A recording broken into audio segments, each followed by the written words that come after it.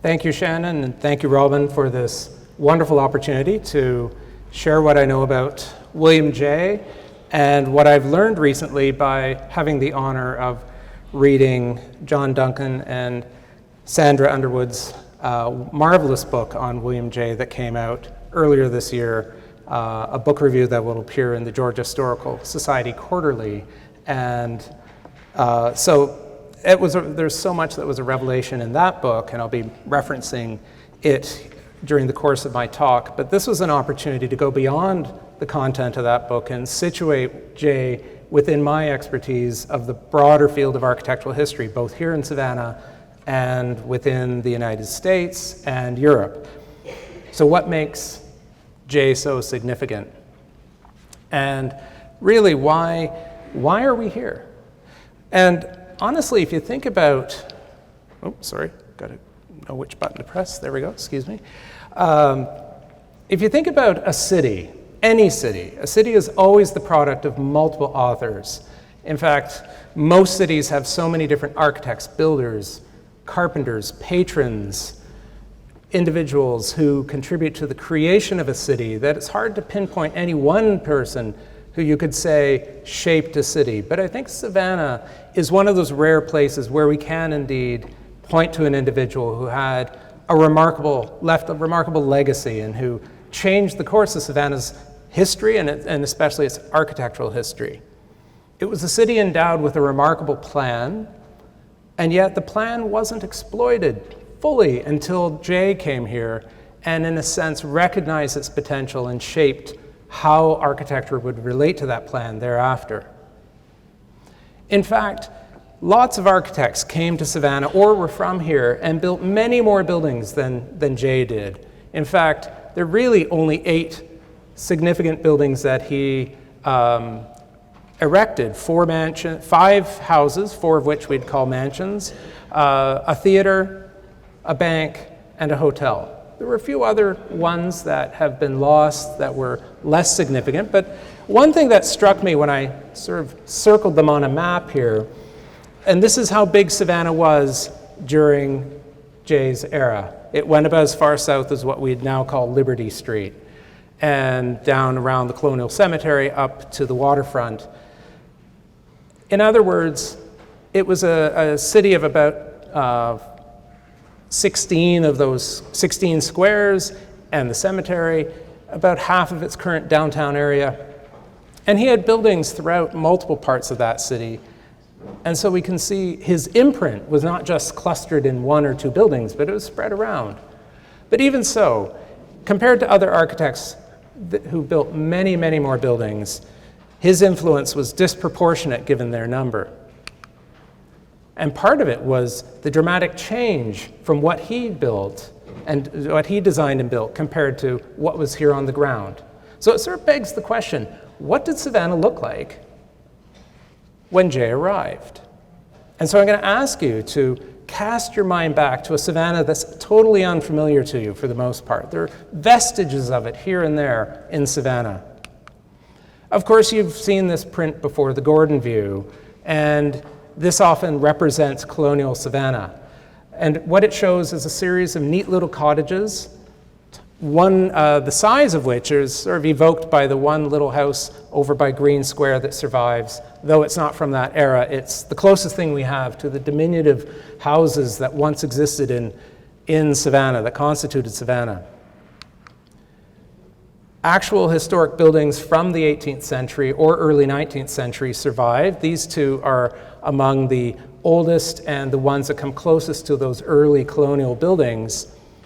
And although from the early 19th century, although if you go visit them, they're optimistically dated 1799, I think it's more realistic, they're early 19th century.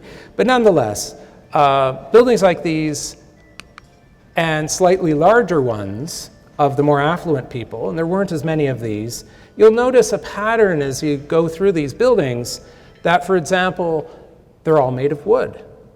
They're all very simple. If they have any style at all, it's what we'd call federal style. They're not ornate in the slightest. They're very, very simple, relatively modest compared to other parts of the country. But in fact, these were pretty typical of 18th century colonial buildings across the East Coast.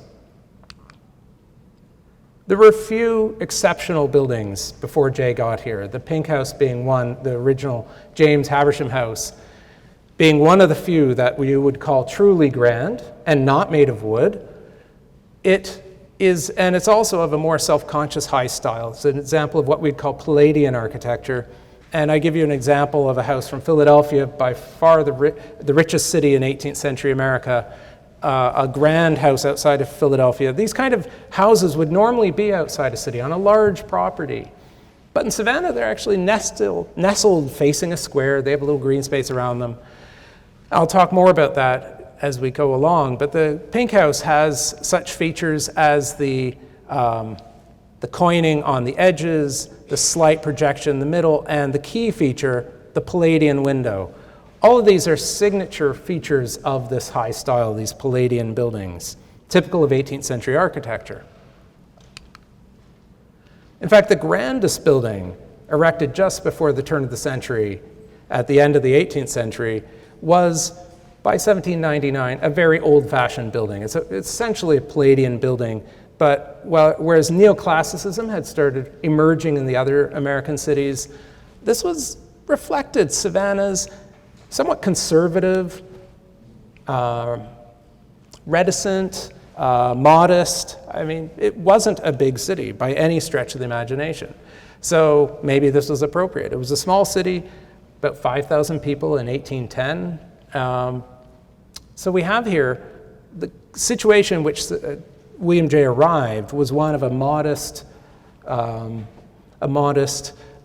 seemingly unambitious town. And then Jay arrived. And he arrived at a propitious time when the city was coming into some affluence. There were owners who wanted to express their wealth, who were open-minded towards new design ideals, and Jay rose to the occasion. So Jay was part of a wave of architects arriving from Europe, starting with Benjamin Latrobe at the end of the 18th century, who brought with them an architectural sophistication, a professional training that the other builders that had been in the United States before didn't have.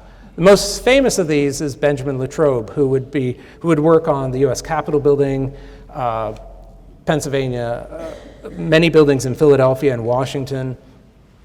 And in fact, these buildings, for example, Latrobe's Capitol, James Hoban from Ireland designed the White House. Maximilien Godefroy, one of two French architects who arrived, designed this church in Baltimore, as well as some monuments and other buildings. And Joseph Jacques Ramey ended up in, of all places, Schenectady, New York. Like Savannah, a small place, but he came up with the first campus design, master plan for a campus in American history, predating the University of Virginia by Jefferson. So this is what was happening in the years just before Jay arrived. America was beginning to spread its wings architecturally. Other cities were beginning to experience very dramatic improvement in their architecture and in the scale of their architecture and the quality of the design. And so to understand what Jay brought, it's helpful to step back a moment and think, well, where did Jay come from? What allowed him to bring this kind of sophistication? Well, Jay had a rather interesting upbringing, and this is where John and Sandra's book is so instrumental, because it was so revelatory for me to learn so much about Jay. His father was a very, very famous, far more famous than the architect ever became. His father was a very famous reverend preacher, known as the dissident divine in the 18th century. He was a celebrity, and he raised Jay in the very fashionable city of Bath, which among American cities had a very high architectural standard. Architects, neoclassical and Palladian neoclassical architects had been building terraces and rows of buildings for which the city is famous. It was a spa town because it has these wonderful thermal waters that would attract people.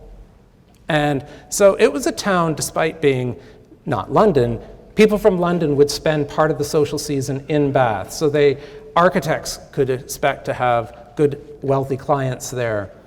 It's also a city that, as you might expect, had a certain level of hygiene and a concern for waters, literally.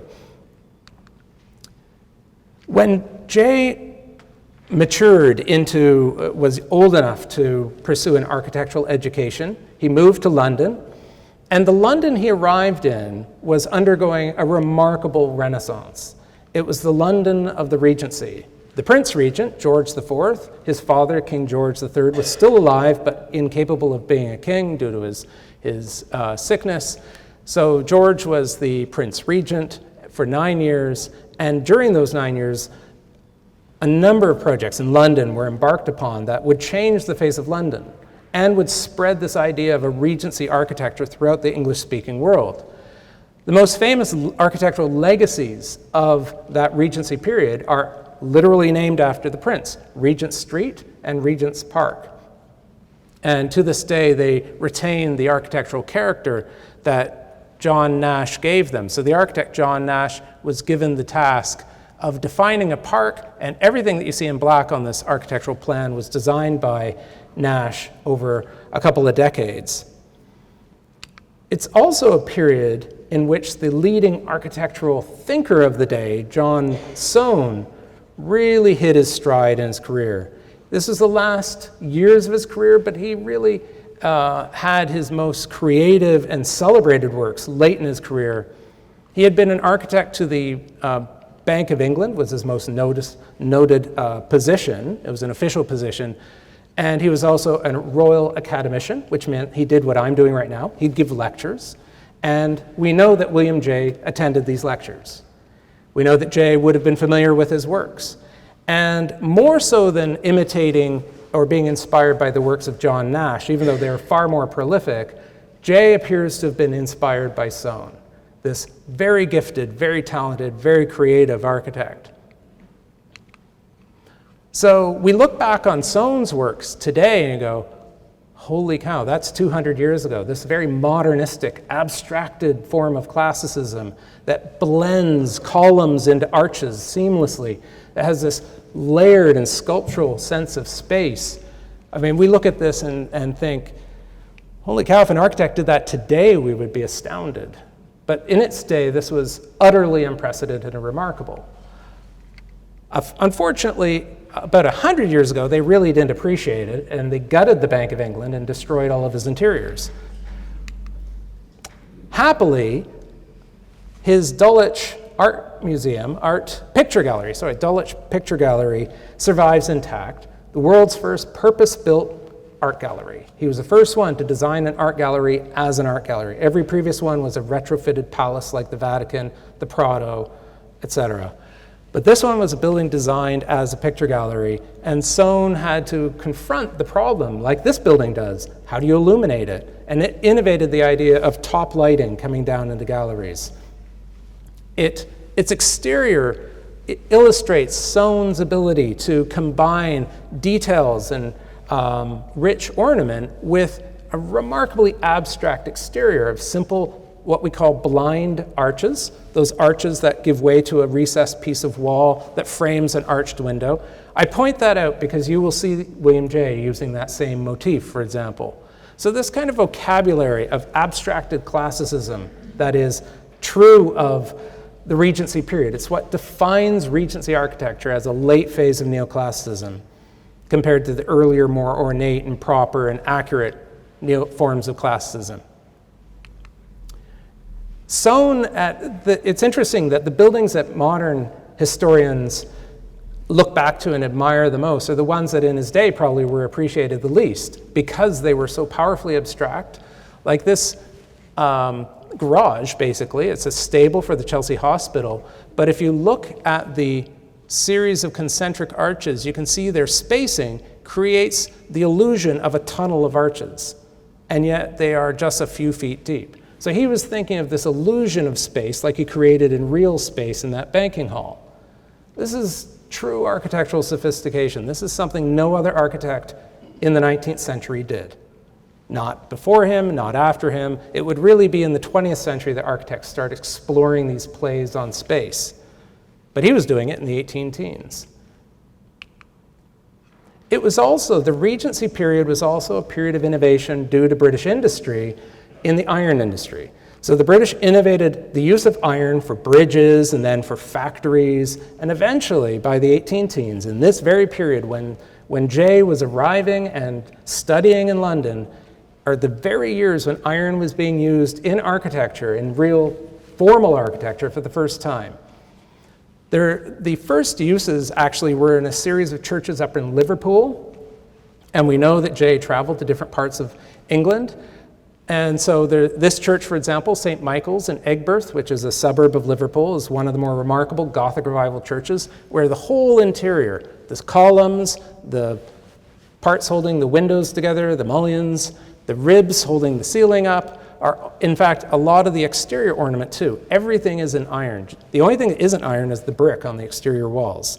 So this was decades before Americans would use iron in their architecture, starting in New York in the late 1840s. So this is 30, 40 years before that. A building I'm sure you know, or may have seen in travel brochures for Southern England in the town of Brighton, is the Royal Pavilion, otherwise known as the Brighton Pavilion. Celebrated for its Indian style, its Indian revival style. It is an example of how much fun you could have in the Regency period. So this is the other side of the Regency. If it wasn't neoclassical, it was exotic. And the prince, he was, by all accounts, he was what we might call a party animal. And this was his animal house, so to speak. This was where he partied. This was the getaway. And so when you went there, the whole idea was escapism. And so you would come here and have fun. And the interiors, so the exterior is this Indian revival. The interior is just hard to pin down, frankly. But some rooms are very Chinese. This one has this kind of exotic feel. But every interior has columns made of iron, right down to the kitchen. The interior is loaded with iron. That whole dome on the exterior, in fact, is sitting on top of a pre-existing building. Just like our US Capitol building in Washington is a dome put on an older neoclassical building. And you may not have known that the US Capitol dome in Washington is exactly like that one. Solid iron, cast iron. It's lighter than masonry. And how do you put a dome on a building not designed to carry one? You build it in iron. So that's what John Nash, the architect of Regent Street, did here. The prince and he were buddies. And so he gave John Nash the commission to design this building. So every dome you see on the skyline is all cast iron, and every column and all the details on the interior are cast iron. I mention this, as you'll see, because Jay also embraced, very early on, an early architect to embrace cast iron. So what did Jay do before he came to America, to Savannah? Well, there's one notable building he designed, a chapel, near a fashionable residential area known as Finsbury Circus. It was right there on the corner where I've circled. Alas, it's no longer standing, but it was well documented. In fact, there was a book called Metropolitan Improvements, published in the early 19th century, and it was one of the buildings, at least, that was profiled, and the improvements include Regent Street and so on. So Jay's building, the one building he did there, got some attention. What I find striking about it, and this happens over and over with Jay, is that you look at that design, and I was preparing for this talk, and I thought, that reminds me of something. And I realized it reminded me of Godefroy's First Unitarian Church that I showed you earlier. It's funny, when you start putting things together for a talk, you start seeing connections. And it had never dawned on me before that what Jay designed in London, actually before Godefroy designed this chapel, this church in Baltimore, but they're almost identical in form. Square in plan, domed, pedimented entry. The entries are slightly different, but equivalent. 3 arches down the side. I mean, it's a formula. Jay did it first. Who knows whether Godefroy saw Jay's design or not, but they arrived at a similar solution. So I offer this as a way to say, Jay, far from being a follower, was clearly at the forefront of architectural developments of his day.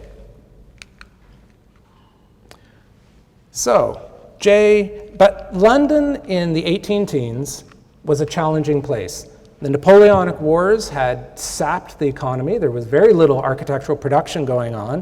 What was going on was basically being taken over by Soane and Nash. And if your name wasn't Soane or Nash, you didn't get much work, which is why Benjamin Latrobe left and ultimately why William Jay left. So through a family connection, he embarked on a journey to come to Savannah. And his sister had married into the Bolton family, who had relations with Richard Richardson, and he was promised a commission. And that was good enough for him, so he made the journey. So what was Savannah like in the 18-teens?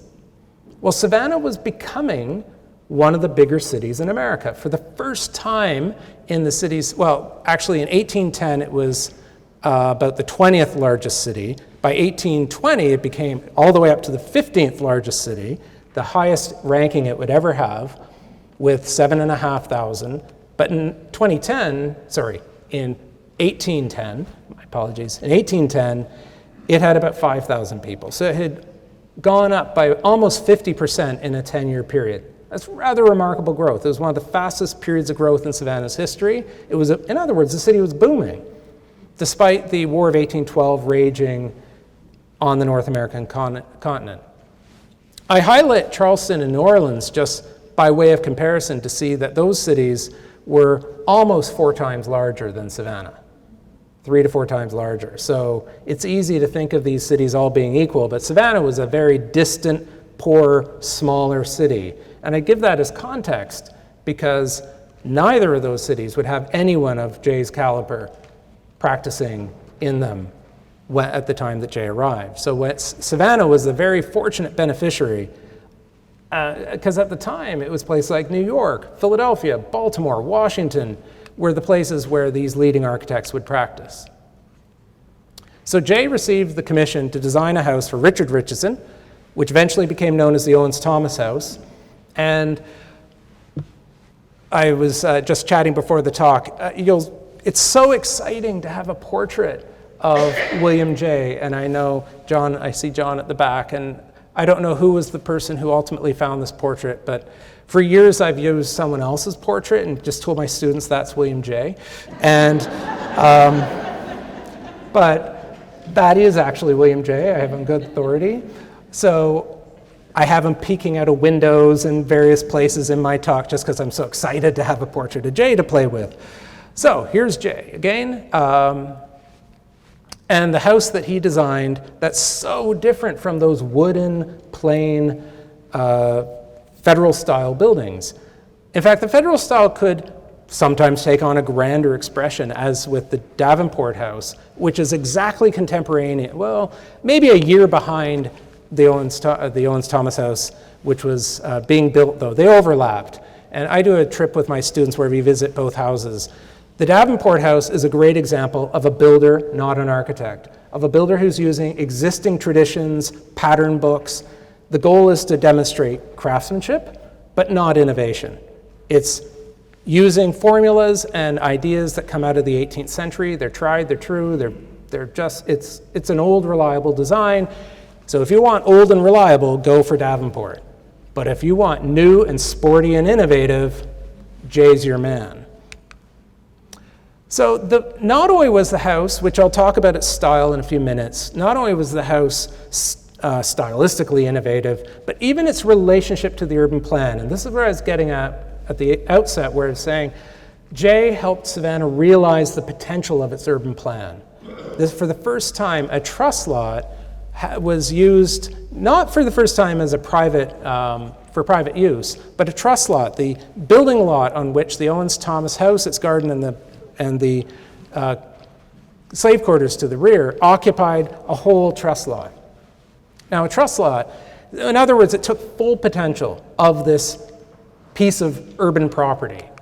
So a truss lot, shaded in red on this little piece of the urban plan, one ward of the 6 that Oglethorpe laid out when he devised the celebrated urban plan of Savannah, it was an urban plan that basically had that unit, that ward unit of 4 residential blocks called tithings, each divided by a lane anchoring the corners, a square in the middle, and the square flanked by these public building lots known as trust lots. Up to this point, or at least originally, Oglethorpe and his colleagues, the trustees, planned for these to be exclusively public building lots. They would not have any private use. Well, after they gave up the charter to the colony in the 1750s, private use gradually happened. The Pink House, for example, emerges as the oldest surviving example of a private use of a trust lot. But it occupied, and you might find this little gray box a little disconcerting, but I've shaded out the later edition so that you can see the original house in its symmetrical form. That's an early 19th century addition, along with the portico, which was the portico and the addition date from the second decade of the 19th century. So visualize this house without the portico, sitting right there at the front side of a trust lot facing Reynolds Square, and had a garden in behind. So it occupied half a trust lot and didn't even fill the width of the trust lot. So it's what you might call a rather tentative use, private use of a trust lot. It's grand, but nothing like what William Jay would do. Jay, by contrast, filled the width of the trust lot and Richardson commissioned him to fill the full depth of the trust lot as well. So architecturally, this is a much bolder statement. In terms of from the plan, architects almost always start with a plan. So what architectural traditions should he tie into in designing the layout of a house? Well, if you are rich, you put the hall down the middle, like this building that you're in. Central hall plan is typical of mansions, country houses, but not typical of townhouses and cities. So here rather than use the typical urban townhouse form, which puts the hall off to the side most of the time, he followed the pattern of freestanding country estate houses like Monticello, which likewise has the central axis going from the front door through the house, through the center halls. And like Jefferson's Monticello, which is a bit older and typical of neoclassical architecture, you'll notice that the rooms have different shapes. So Jefferson was clearly very fond of octagons and half octagons and a few squares. Jay, on the other hand, well, he liked octagons, he liked squares, but he also liked circles. So you can see a lot more complexity in his planning compared to, say, Jefferson. Jefferson would never have this much diversity of geometry in any of his designs. So Jay, as a neoclassical designer, is actually doing something most other American architects didn't do. In fact, he was looking back to the early days of neoclassicism. Robert Adam is the hero of neoclassicism in Britain of the 1760s, 70s, and 80s. He's often credited with starting the movement in England. Well, his designs, as you can see at Sion House, have all sorts of different shapes, from circles and ovals to basilica shape, squares, so rounded ends, rectangles, and the big circle in the middle was never built, but you can see a lot of variety of shapes. The facade of the house is an essay in architectural effort, I would call it. This is his first design, and he wanted to make a good impression. And the way I describe this to my students is he was literally trying to show that he could do a whole bunch of different things, and he threw it all onto the facade of this building. So, and as much as I adore this building, it is in my opinion, his least resolved design. It's almost as if he's trying to show you that he can do features, and he stacks them in different ways, but he broke some architectural rules along the way. For example, he gets his hierarchies a little mixed up. The first floor is your important floor, the second floor is the residential bedroom floor, and yet he puts these recessed arches on the second floor where by rights they should be on the first floor. So these windows have more of a hierarchical standing than these ones do. But the cornice here is appropriately more grand than that one. So a little mixed up. He also holds on to a few traditional features like the coining we saw on the Pink House and that fanlight window, which is an 18th century carryover from Palladianism. It's not a Palladian window per se, but both of these features I've circled, well, put a square around, are examples of traditional features. But once we get inside the house, it's almost as if Jay has found his groove, to use a bit of an old expression. He really shows himself to be a true neoclassical designer, willing to try new things. So his entrance halls were made to make an impression, staircases. In fact, there was an entrance hall rather like this originally in this house. You'd enter, there'd be a staircase, there were columns, but it was a private residence. So the screen of columns divides the public space of the entrance hall, where the blue square is, from the private realm of the staircase proper, which leads you up to the bedrooms. But what's really wonderful about this, I mean, there were very few houses in America that would have had anything like this. And in fact, it probably comes closer to the effect of the Hume House in London by Robert Adam, one of his later works, that creates this sense of a central stair that then bifurcates and light washes down from above, as you see. But Jay goes one step further, as we'll see in a moment, than Robert Adam with that strange dark thing up in the middle. I'll show you what that is. It's upstairs, we'll get to it. But from that entrance hall, you can go left or right into public rooms, and the more spectacular of the two from a neoclassical point of view is the one to the left, the dining room, where we can see the curving geometry of what would be the east end of the room, wrapping around the fireplace, and then it doubles back in this wonderful undulation, convex above, concave below, allowing light to wash down from a north-facing skylight. Now, being north-facing is significant, and if any of you are artists, you would know if you had a studio, the lights should always face north. So the ambient light always comes in at a consistent level, and that's what happens in this room. It always has consistent ambient light. It's the kind of, if we were doing it today, we'd probably use LEDs, but he used sunshine. And with that Greek key motif and then some amber glass to create this warm glow that's always consistent during the day. Where did he learn to do this? Sohn. Sohn was the brilliant architect who played with light. And one of my favorite rooms is in the Sir John Sohn Museum, where he has a ceiling and then these concealed skylights that allow light to wash bizarrely back around the ceiling. So the ceiling has this hovering effect. And John Sohn was really innovative in terms of skylighting and how light enters a space, and Jay would be too. Now that feature I was alluding to earlier that was up above, something Robert Adam never did, and that is to bridge front and back of a house across that staircase.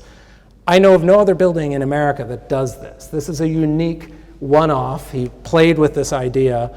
Every staircase in his houses was different. That was where he would focus his architectural creativity, among other places, but the staircases were clearly very special to him. He was also open-minded about new technology, and he brought that new technology from England with him, or ordered it. So code stone was a new fabricated stone that was becoming more and more available in England. Basically, it's like today it's almost like plastic. You put it into a mold and you create a stone out of a mold, and it's cheaper than carving them individually. So the balusters and the front railing are all code stone, and the celebrated south balcony on the house, sometimes called the Lafayette porch, because the Marquis de Lafayette gave a lecture or a speech to Savannah from this porch on the south side of the building, facing St. Julian Street, facing President Street. But everything you see painted either white or green is cast iron. So this is one of the very first uses of architectural cast iron in America. I'm not aware of any earlier ones, but I always couch it and just say one of the earliest. And you can see the overscaled leaves here, like at Brighton with the overscaled ornament in the Brighton Pavilion. The green acanthus leaves are not just decorative, but those are the supports for the porch, and then the columns carry iron beams, and there's mostly iron bracketing around that, and then a few pieces of wood, but mostly iron. What intrigues people probably the most now about the Owens-Thomas House was its most architecturally adventurous feature, and that was it had plumbing. It was one of the first buildings in America with plumbing, indoor plumbing, and this is long before there were water mains and sewers or any kind of water service in the city, decades and decades before that happened. So you might wonder, well, where did the water come from? Well, rainwater. Rainwater is collected in the roof, which was designed to be like a funnel, And the water would drain down through the roof into a series of cisterns, one in the attic, one between the second and first floors, and a big one in the basement. And then after the water was used for toilets, for showers, indoor showers. This place had showers. And in fact, one of them was right here in the corner. There were two of them, I believe, in the house. There were bathtubs. And then the water drained into the floor. And something I've always been curious about is if they didn't have sewers, which they didn't yet, where did it all go? So that's an archaeological mystery for the future. But it went outside the house somewhere. So Jay ended up designing at least 3 other mansions. There's some debate about the Juliet Gordon Low House, the name just escaped me, Wayne, anyway, it'll come back. But it's popularly known as the Juliet Gordon Low House. Judge Moore Wayne, there it is, the Wayne Moore House. And he built this house in 1819, exactly when William Jay was here. It has a lot of Jay characteristics. So even if Jay didn't design it, he had a really big influence. It has the geometry, it has the simplicity that Jay's buildings have. But what we can say is the Telfair, the Scarborough House, and the Bullock House are definitely by Jay. And these were his patrons. Alexander Telfair came from a family that had the governor of Georgia. Bullock, after whom Bullock County is named, maybe not this Bullock, but Bullock family, Archibald Bullock, and the young whippersnapper from North Carolina. He was not from old money, like as much old money as these 2 other families, but he became very active in Savannah's social and economic life, William Scarborough. So let's go through each of these houses and compare them back to the Owens-Thomas house as a way to say, to sort of live up to my assertion that Jay experimented with and actually got more confident as he went along. So the Telfair house, and these were all being done roughly at the same time, so the order is less significant than you might think. All 3 of these houses have experimental features. So at the Telfair house, we see him, for example, using a feature that was rarely used by neoclassical architects. It was a sort of a feature that Robert Adam and a few other architects used that would later become more popular, as you see it here at Columbia University, is what we call a thermal window. And it's a very rarely used feature at this point. It derives from ancient Rome. What neoclassicism is all about, evoking ancient Rome. So he does that with his thermal window, where he had previously had this much more traditional window. Now we have this window we call thermal window. It's called that because it comes from ancient Roman baths, which the Romans called thermae. The house is also significantly simpler, and you'll notice that the cornice on the top of the first floor is where it should be, and the second floor windows are distinctly less important than the first floor. So he's getting his hierarchies right, he's simplifying his design.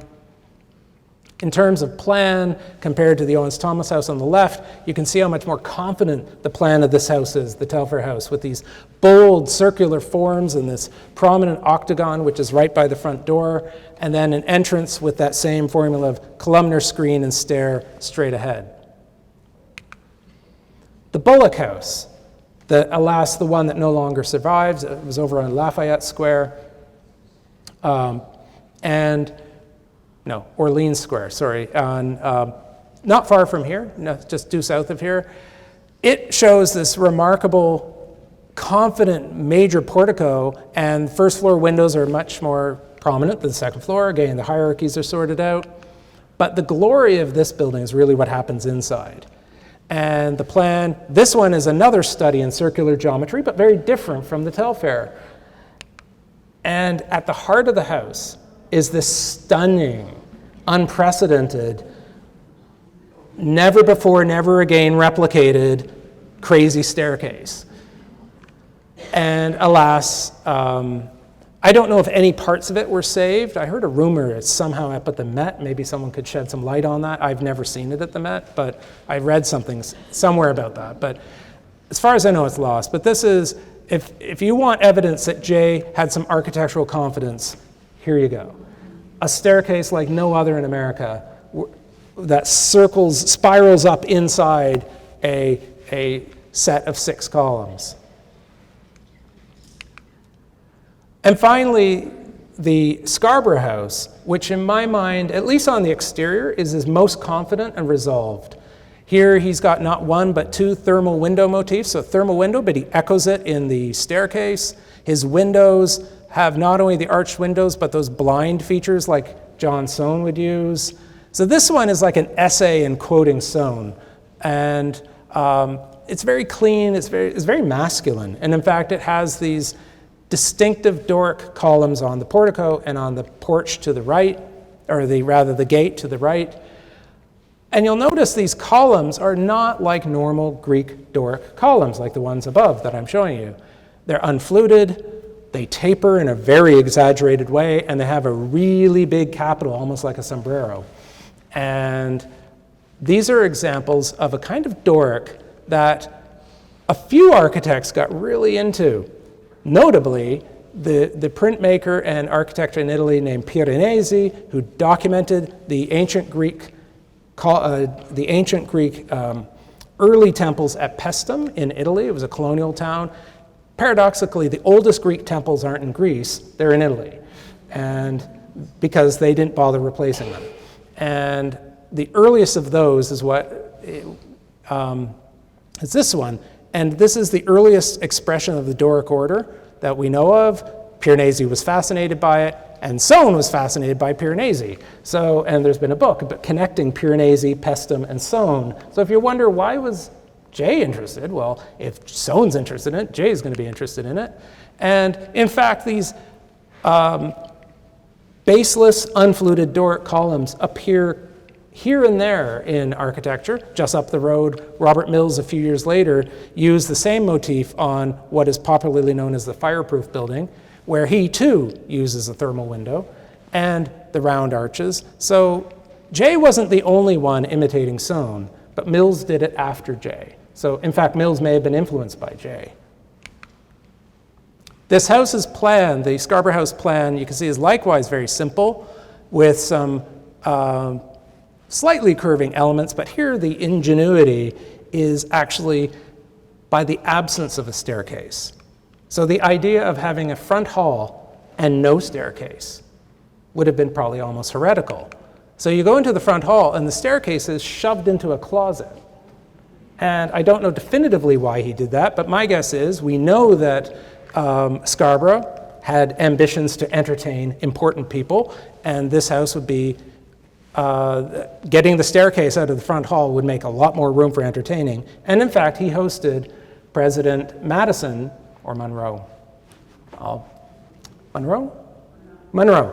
President Monroe on the inauguration of the SS Savannah, that steamship that was the first steamship to cross the ocean, came out, it's called the Savannah. Scarborough was one of the 2 people financing that, and he invited the president to come down for the inaugural voyage and stayed as a guest at this house. Skylights. This house had not only a thermal window, but a pretty generous skylight that would then go through this opening in the 2nd floor and allow the skylight to go all the way through the house down to the 1st floor. So again, kind of bold design, not unlike what happens with what happened here at the Telfair through its renovation. On the left, an example of what Soane did. So as those 4 houses are often seen as the most remarkable pieces of Jay's accomplishment, but he did a couple of notable public buildings. A Bank of the United States that stood behind the Pink House on the other half of that trust lot, as you see there, which is part of a succession of grand public buildings, the earliest being in Philadelphia, and a contemporaneous one, the second Bank of the United States in Philadelphia, going from a more Palladian style to a more Greek Revival style, same as Jay would use. And Jay's building occupied a very prominent spot behind the Pink House on St. Julian Street, near Johnson Square, with Drayton Street going beside it, basically through the artery of the center of the banking, what became the banking district. Its original design was not carried out fully to Jay's specifications. Some of the details were removed, but mostly to the way he designed it. And by now you'll recognize those arches and simplicity that Sohn had used. The other notable public building he designed that is popularly called in Savannah the oldest theater in America, sorry to burst your bubble, but it isn't. That title goes to the Walnut Street Theater in Philadelphia, which is about a decade older and is still standing in its original condition. I think we should apply, and in fact, it has those same baseless Doric columns and the same Sohn-like design. So anyway, the Savannah Theater, designed by Jay, was changed and eventually would be, as we'll see, replaced by later versions of the Savannah Theater. So Jay, as John and Sandra document in their book, Jay struggled in his career for a variety of reasons. So he left Savannah, which had experienced a major fire in 1820, followed by a really big yellow fever epidemic, and then a significant financial depression, a financial collapse. So those three events made it hard to make a living as an architect in Savannah. Richard Richardson and William Scarborough would both go bankrupt and lose their houses. And Jay had been starting to do work in Charleston. He did work in a few other places in the United States, moved to Charleston for a bit, did some buildings such as the William Mason Smith House, which reveals those same architectural features, but now adapted to a Charleston architectural single house form with its side galleries, or piazzas as they're known, and the entrance to the house actually being through the porch in typical Charleston fashion. So this is the cover to John and Sandra's book, which I encourage you can get it down in the lobby. And in fact, John is here tonight. And if you don't know John, he's right at the back, and go say hello. This is a long overdue book. And one of the things I found to be a revelation is the point that they made over and over is just how hard a time. I mean, if any architect could win the Rotten Luck Award, it's William Jay. Every time he tried to do a new venture, he would encounter a major conflagration, an economic downturn, a major plague, like a yellow fever epidemic, geopolitical changes, clients who had their own issues. So he tried different locations. He ultimately gave up on America, went back to England, only to hit another financial collapse. So he then decided to work, he became a bankrupt, as he was known, and he ultimately became a civil servant working for the British government, was sent off to Mauritius, where he fairly promptly died of, I think it was malaria or yellow fever. Anyway, he died within about a year or so of arriving in Mauritius in 1837, 20 years after having arrived in Savannah. So he was very much a hard luck career, but his legacy. So let's think, alas, his life was short, his career short by the standards of even many architects of the 19th century, and yet I would like to assert that he, more than any other architect, has shaped Savannah. So from his houses to his public buildings, he set a standard, and I think something that's telling is buildings that we don't think about in Savannah that are really, really remarkable. Like, for example, the John Hunter row houses on Oglethorpe at Drayton. I've often noticed how similar they are to this celebrated row on Washington Square North in New York City. The porches are almost identical, the red brick, the 3 stories. The ones in New York got an extra story at one point. The slightly raised elevation with the stairs coming straight down, the fences, everything about them, they're very similar. And then I noticed, preparing for this talk, I always thought that the chronology was the other way around. And then I noticed a couple of days ago, it's like, oh, the ones in Savannah, inspired by the standards of Jay, are a decade before Savannah, before this row in New York, which is the most celebrated early 19th century row houses in New York. And they use a standard of design that was a decade after Savannah. So it gives you some sense of where was Savannah in the world of architecture in these years after Jay's departure. Of course, his houses are all on truss, well, with the exception of the Scarborough House, the other 3 are on truss lots. As I mentioned, he innovated and recognized the potential of trust lots. And before Jay, trust lot mansions just weren't a thing. The Pink Houses barely qualifies. It's a small house by the standards of these buildings. And yet trust lot mansions become a defining characteristic of downtown Savannah in all of their architectural variety of style and shape and materials, but all of these are descendants of what Jay did. The Savannah Theater burned, it was rebuilt, it burned, it was rebuilt, it burned. Such is the life of theaters. We're left with this wonderful Art Moderne building that is the last iteration. Apparently there's one wall of Jay's theater still somewhere at the back. But nonetheless, the Savannah Theater lives on. It is where Jay built it, and they can claim to be, I think they need to amend it, one of the oldest theaters in America. The one in Walnut Street Theater is also continuous operation. The Bullock House was replaced by the Municipal Auditorium in 1916, the predecessor of our Civic Center, whose days are numbered now too. Actually heard someone say we should rebuild the Bullock House. Maybe, I don't know. That's not the purpose of my talk today. But it does make one wonder. But while that one was lost, and in fact, the Bank of the US was also lost. But before it was lost, it stood until the 19-teens. It inspired other public buildings in Savannah, like this Greek Revival courthouse by a pair of Providence architects. But it's interesting, there's nothing in Providence that looks like this, but it bears an uncanny resemblance to Jay's design. Alas, Jay's building would be replaced by this early 20th century skyscraper, a respectable building in its own right, but I think given the choice, we might prefer Jay's building, but it is what it is. That's what we have. So some Jay buildings were lost. In fact, Savannah, like every American city, lost buildings during the 50s and 60s through urban renewal and just a lack of appreciation. And as we all know, Savannah held on to more of its buildings than most other cities of its size.